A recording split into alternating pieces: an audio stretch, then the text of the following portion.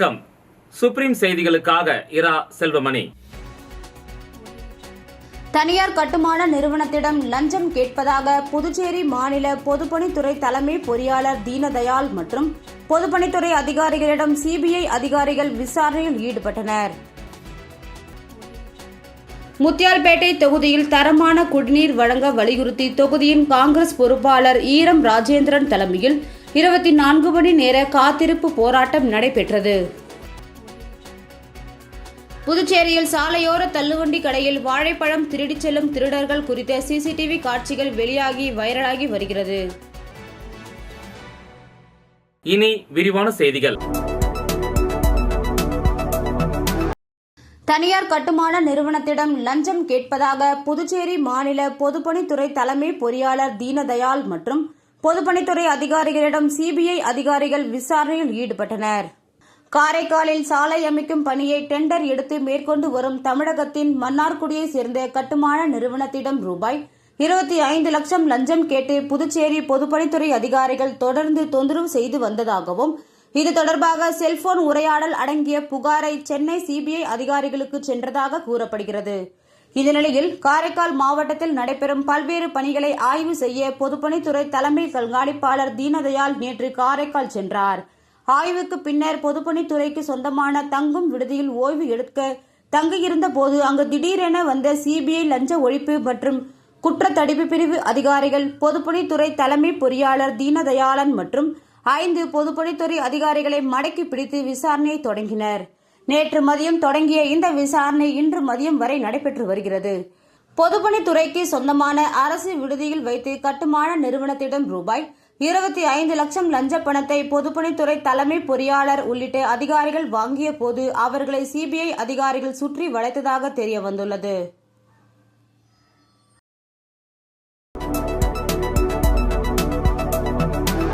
முத்தியால்பேட்டை தொகுதியில் தரமான குடிநீர் வழங்க வலியுறுத்தி தொகுதியின் காங்கிரஸ் பொறுப்பாளர் ஈரம் ராஜேந்திரன் தலைமையில் 24 மணி நேர காத்திருப்பு போராட்டம் நடைபெற்றது. புதுச்சேரி முத்தியால்பேட்டை தொகுதியில் குடிநீர் சாக்கடை பிரச்சினை, குப்பை பிரச்சினை உள்ளிட்ட அடிப்படை பிரச்சினைகளை முன்னிறுத்தி காங்கிரஸ் கட்சி சார்பில் 24 மணி நேர காத்திருப்பு கவன ஈர்ப்பு ஆர்ப்பாட்டம் சின்ன பணிகுண்டு எதிரில் நடைபெற்று வருகிறது.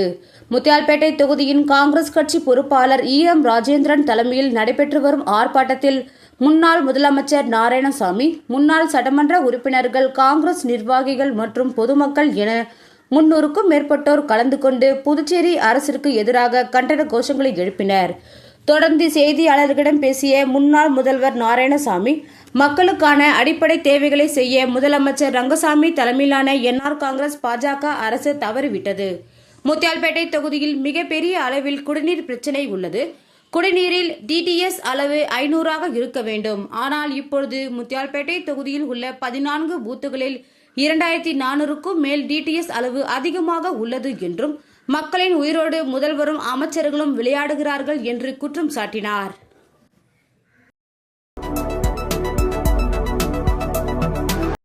புதுச்சேரியில் நகராட்சி ஜீப்பை திருட முயன்ற தமிழக வாலிபரை போலீசார் கைது செய்தனர்.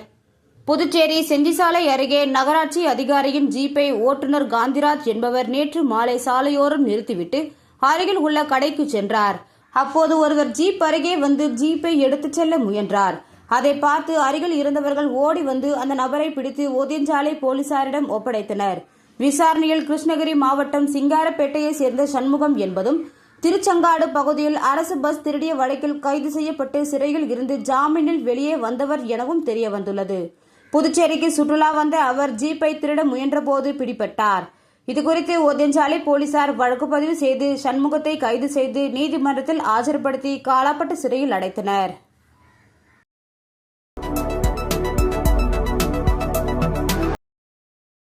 இந்திய அரசின் விளையாட்டுத் துறையில் அங்கீகாரம் பெற்ற டென்னிஸ் பால் கிரிக்கெட் தெற்கு ஆசிய சாம்பியன்ஷிப் போட்டிகள் நடைபெற்றது. இதில் இந்திய அணியில் Puducherry tennis ball cricket association of Pondicherry சார்பாக ஆண்கள் மற்றும் பெண்கள் கலந்து கொண்டனர். இந்த போட்டியில் இந்திய அணி சாம்பியன் பட்டத்தை வென்றது. இந்த நிலையில் டென்னிஸ் பால் கிரிக்கெட் போட்டியில் சாம்பியன்ஷிப் பட்டம் வென்று தங்கப்பதக்கம் வென்று திரும்பிய மதன் கோபால் வீரர்களுக்கு கனவுகள் மெய்ப்படும் அறக்கட்டளையின் நிறுவன தலைவர் முருகன் என்கிற பெருமாள் அவர்கள் வாழ்த்தினார். இந்த நிகழ்ச்சியில் அறக்கட்டளையின் செயலாளர் பாரதி ராஜா மற்றும் பொருளாளர் சுகாசினி மற்றும் அறக்கட்டளையின் நிர்வாகிகள் கலந்து கொண்டனர்.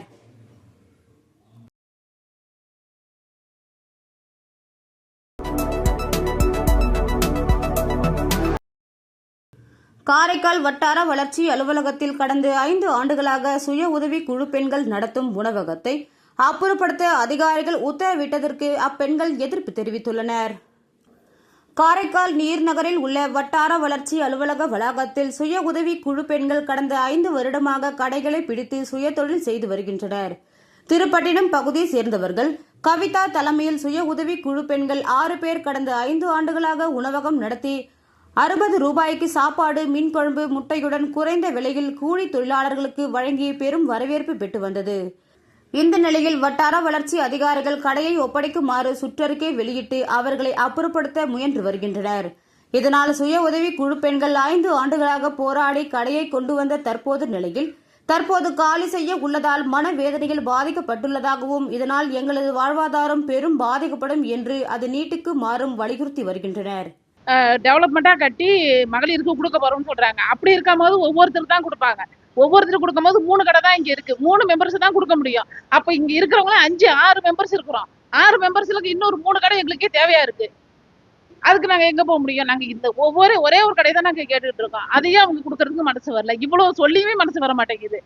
நாங்கள் என்ன பண்ண முடியும்? இவங்க இதே டாக்ஸ் கொடுத்துட்டு இருந்தாங்கன்னா இப்போ இந்த 2 லட்ச ரூபா இருக்கிறது எனக்கு இது ஒரு பெரிய பாரமாக தான் இருக்கும். நாங்கள் இப்போ கையில் வச்சுருக்கிறத வச்சு 2 தவணை ஒரு தவணை கடை பேங்கார விட்டுருவாங்களா? பேங்க்ல இந்தியன் பேங்க்ல எங்களுக்கு 1 லட்ச ரூபா கடை இருக்கு. குழுவில் 50,000 கடை இருக்கு. 2 லட்ச ரூபா முழுசா கடை இருக்கு. ஆதாரத்தோட இருக்கு. வேணா பாத்துக்கிட்டோம். அந்த 2 லட்ச ரூபா இவங்க இல்லைன்னு சொல்லிடுவாங்களா? ரத்து பண்ணிடுவாங்களா? உங்க கடை இல்லை நீங்க போங்கன்னு சொல்லுவாங்களா? கிடையாது. எங்க 4 பேருக்கும் எங்க ஆபீஸ்ல வேலை கொடுப்பாங்களா? கிடையாது. அடுத்த நாளைக்கு இவங்களுக்கு வேலை இல்லைன்னு சொன்னா 450 ரூபா சம்பளம் வாங்குறவங்களுக்கு இவங்க 450 ரூபா கொடுத்துருவாங்களா? கிடையாது. அப்படி எதுவுமே கிடையாது. இருக்கிறவங்க எதுக்காக உயிரோடு இருக்கணும்? புதுச்சேரியில் சாலையோர தள்ளுவண்டி கடையில் வாழைப்பழம் திருடிச் செல்லும் திருடர்கள் குறித்த சிசிடிவி காட்சிகள் வெளியாகி வைரலாகி வருகிறது. புதுச்சேரி அண்ணா சாலை ராஜா தியேட்டர் அருகே தள்ளுவண்டியில் வாழைப்பழம் வியாபாரம் செய்பவர் ராஜாமணி. இவர் நேற்று முன்தினம் இரவு வழக்கம் போல் வாழைப்பழம் வியாபாரம் செய்தார். இரவு 11:30 மணிக்கு அவ்வழியாக பைக்கில் வந்த 2 பேர் மின்னல் வேகத்தில் தள்ளுவண்டியில் வைத்திருந்த 2 சீப் வாழைப்பழத்தை திருடிக் கொண்டு வேகமாக சென்றனர்.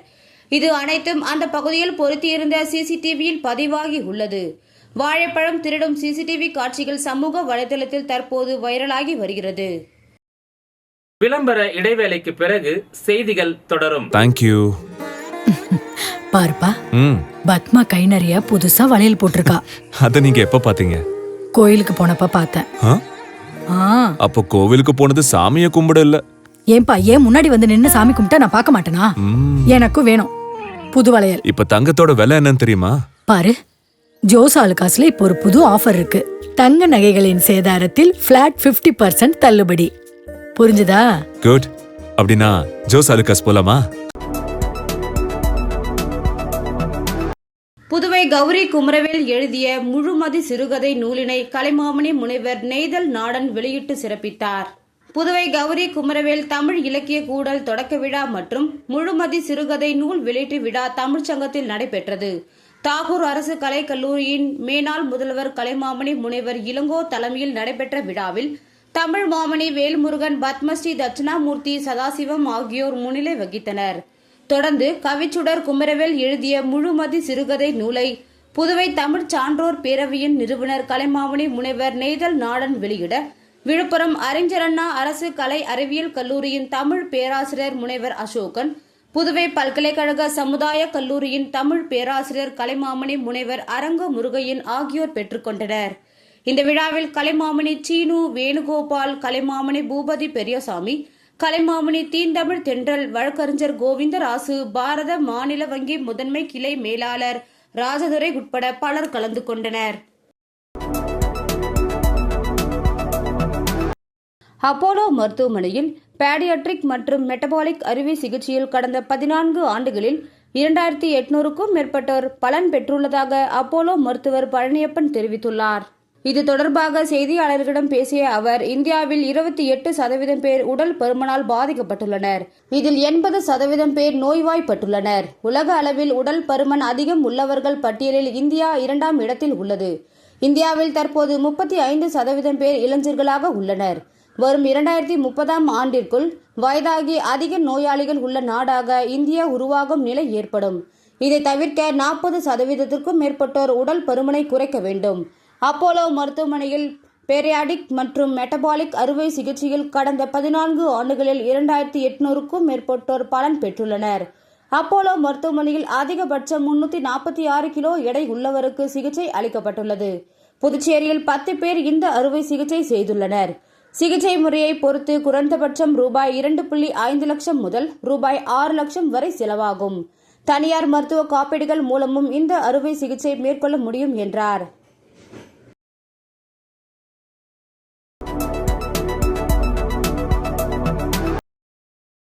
புதுச்சேரியில் 10 பேர் ஆன்லைன் மோசடி கும்பலிடம் ரூபாய் 1.11 லட்சம் இழந்துள்ளது தொடர்பாக சைபர் கிரைம் போலீசார் விசாரணை மேற்கொண்டு வருகின்றனர்.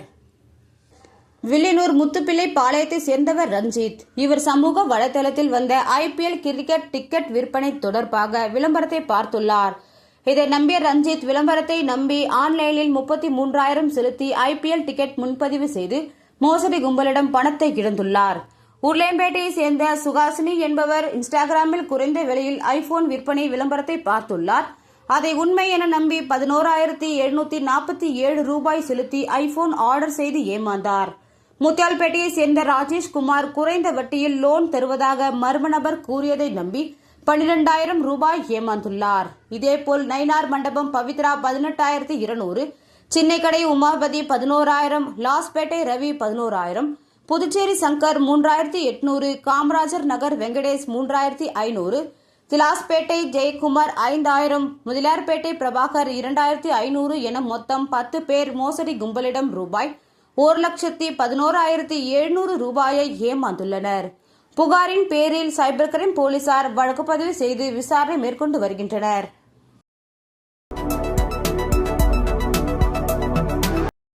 நாடு முழுவதும் கடன் செயலி மூலம் ரூபாய் 100 கோடிக்கும் மேல் மோசடி செய்த வழக்கில் கர்நாடகத்தை சேர்ந்த மேலும் ஒருவரை புதுச்சேரி இணையவழி குற்றப்பிரிவு போலீசார் கைது செய்துள்ளனர். புதுச்சேரியை சேர்ந்தவர் ஆண்ட்ரூஸ். இவர் இணைய வழியில் கடன் செயலி மூலம் ரூபாய் 10,000 கடன் பெற்றார். இதை செலுத்திய பிறகும் கூடுதல் பணம் கேட்டு மர்ம நபர்கள் மிரட்டியதாக தெரிகிறது. இது குறித்த புகாரின் பேரில் புதுச்சேரி இணையவழி குற்றப்பிரிவு போலீசார் வழக்கு பதிவு செய்து ஏற்கனவே 2 பேரை கேரளாவில் கைது செய்தனர். அவர்களிடம் நடத்திய விசாரணையில் நாடு முழுவதும் சுமார் 600 கோடி வரை கடன் செயலி மூலம் மோசடியில் ஈடுபட்டது தெரிய வந்துள்ளது. இந்த நிலையில் இந்த கும்பலை சேர்ந்த கர்நாடகம் பவனல ஜோசிலி பகுதியை சேர்ந்த புனித் பெங்களூர் பகுதியில் பதுங்கி இருப்பது தெரிய வந்தது. அவரை புதுச்சேரி இணையவழி குற்றப்பிரிவு போலீசார் கைது செய்து நீதிமன்றத்தில் ஆஜர்படுத்தி சிறையில் அடைத்தனர். விசாரணையில் அவர் மோசடி பணத்தை கிரிப்டோ கரன்சியாக பல்வேறு வங்கி கணக்குகள் மூலம் ஹாங்காங் போன்ற நாடுகளுக்கு அனுப்பியது தெரிய வந்துள்ளது. அமலாக்கத்துறையால் மோசடி கும்பலிடம் ரூபாய் 330 கோடி சொத்துக்கள் முடக்கப்பட்டிருப்பதும் தெரிய வந்துள்ளது.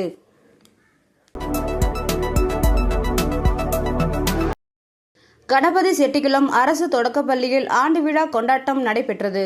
இந்த விழாவிற்கு சிறப்பு அழைப்பாளராக வட்டம் 1 பள்ளி துணை ஆய்வாளர் திரு குலசேகரன் அவர்கள் கலந்து கொண்டு விழாவினை தொடங்கி வைத்தார். Assistant sub inspector of police திரு ஆனந்தவேலு அவர்கள் முன்னிலை வகித்தார். கணபதி செட்டிகுளம் பஞ்சாயத்து தலைவர் ராமலிங்கம், உறுப்பினர் ஜெயம், பள்ளி மேலாண்மை குழு தலைவர் திருமதி புவனேஸ்வரி ஆகியோர் கலந்து கொண்டு விழாவினை சிறப்பித்தனர். ஆசிரியை திருமதி கஜலட்சுமி வரவேற்புரை வழங்கினார்.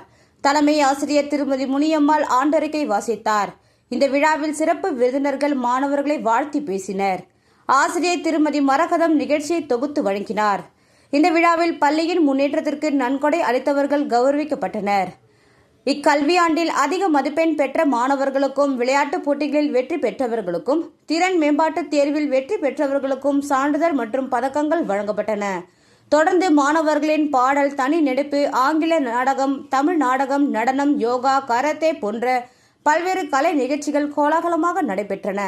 பள்ளி ஆசிரியர் திரு ஜனார்த்தனன் விழாவினை ஒருங்கிணைத்தார். இந்த விழாவிற்கான ஏற்பாடுகளை பள்ளி ஆசிரியர்கள் திருமதி சாமுண்டீஸ்வரி, திருமதி சுதா மற்றும் பள்ளி ஊழியர்கள் திருமதி ஜெயலட்சுமி மற்றும் திருமதி சரோஜா ஆகியோர் செய்திருந்தனர். முடிவில் ஆசிரியை வடிவுக்கரசி நன்றி கூறினார்.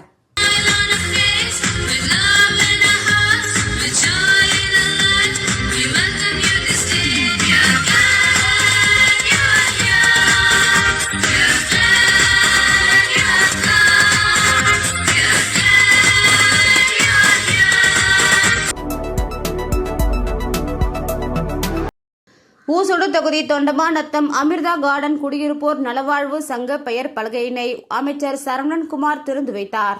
புதுச்சேரி மாநிலம் ஊசுடு சட்டமன்ற தொகுதிக்கு உட்பட்ட தொண்டமாநத்தம் அமிர்தா கார்டன் குடியிருப்போர் நலவாழ்வு சங்க பெயர் பலகை திறப்பு விழா இன்று நடைபெற்றது. சங்கத் தலைவர் ராஜாராம் ரெட்டியார் தலைமையில் நடந்த நிகழ்ச்சியில் சிறப்பு அழைப்பாளராக ஆதிராவிடர் மற்றும் பழங்குடியினர் நலத்துறை அமைச்சர் சரவணன்குமார் கலந்து கொண்டு பெயர் பலகையை திறந்து வைத்து வாழ்த்துரை வழங்கினார். இந்த நிகழ்ச்சியில் சங்க துணைத் தலைவர் கோவிந்தன், பொருளாளர் எழிலன், செயலாளர் பிரபு, துணை செயலாளர் சிவலிங்கம், செயற்குழு உறுப்பினர்கள் செல்வமணி, நடராஜன் மற்றும் அமிர்தா கார்டன் குடியிருப்போர் நலசங்க உறுப்பினர்கள், பொதுமக்கள் கலந்து கொண்டனர்.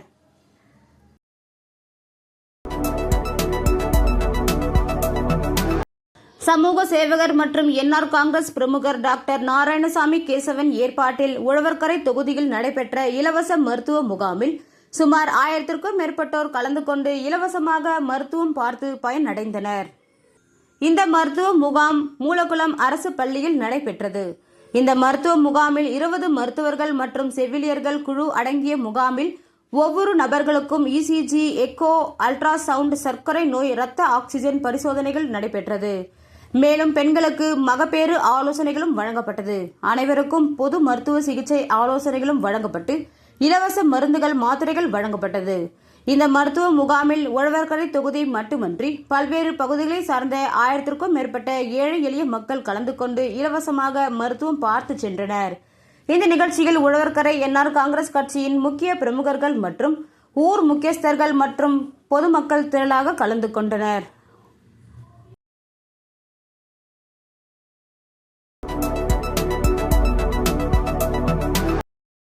கோடை காலத்தில் பரவக்கூடிய நோய்களை கட்டுப்படுத்த சுகாதாரத்துறை பல்வேறு வழிகாட்டுதல்களை வெளியிட்டுள்ளது.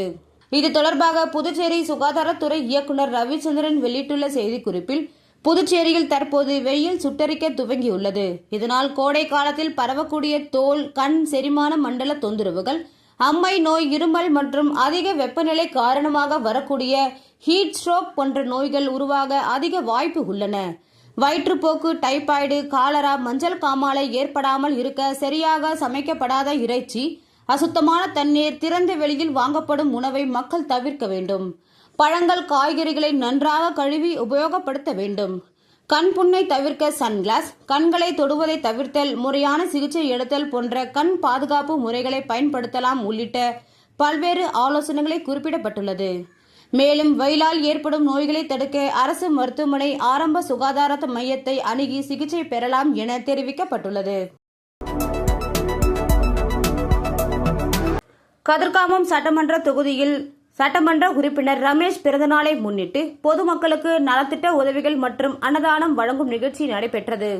கதிர்காமம் சட்டமன்ற உறுப்பினர் மற்றும் மாநில இளைஞரணி தலைவருமான KSP ரமேஷ் சட்டமன்ற உறுப்பினர் அவர்களின் பிறந்தநாளை முன்னிட்டு 12 மணி அளவில் பொதுமக்களுக்கு நலத்திட்ட உதவிகள் மற்றும் அன்னதானம் வழங்கும் நிகழ்ச்சி நடைபெற்றது. நிர்வாகிகள் மற்றும் பொதுமக்கள் அனைவரும் கலந்து கொண்டனர்.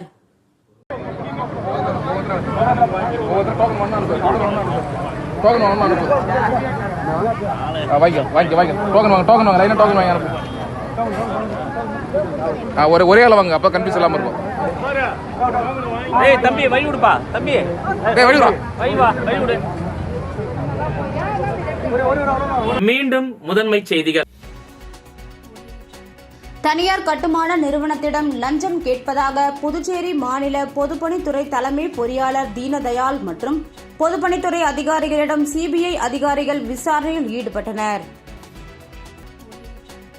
முத்தியால்பேட்டை தொகுதியில் தரமான குடிநீர் வழங்க வலியுறுத்தி தொகுதியின் காங்கிரஸ் பொறுப்பாளர் ஈரம் ராஜேந்திரன் தலைமையில் 24 மணி நேர காத்திருப்பு போராட்டம் நடைபெற்றது. புதுச்சேரியில் சாலையோர தள்ளுவண்டி கடையில் வாழைப்பழம் திருடிச் செல்லும் திருடர்கள் குறித்த CCTV காட்சிகள் வெளியாகி வைரலாகி வருகிறது. இந்த செய்தி அறிக்கை இத்துடன் நிறைவு பெறுகிறது. வணக்கம்.